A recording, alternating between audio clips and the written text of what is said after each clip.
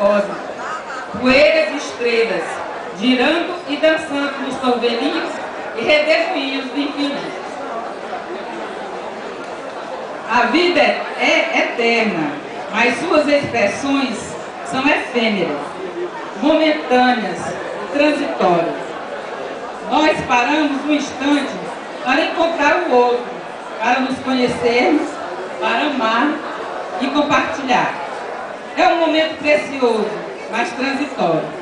Trata-se de um pequeno parênteses na eternidade. Se partilharmos carinho, sinceridade, amor, criamos abundância e alegria para todos nós. Esse momento de amor é valioso.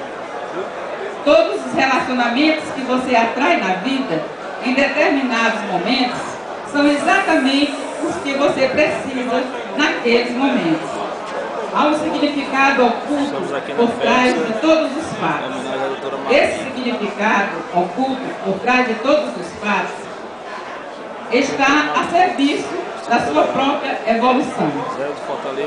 O passado é história, o futuro é mistério, o presente é uma dádiva. E é por isso que este momento chama-se presente.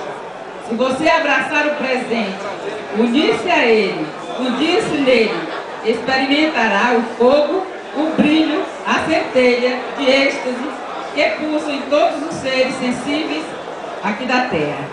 Quando você começar a experimentar a exultação do Espírito em todas as coisas vivas, e à medida que for adquirindo maior intimidade com isso, sentirá o despertar de uma grande alegria interior e abandonará os terríveis fardos e empecilhos da defesa intransigente, do ressentimento e do sofrimento.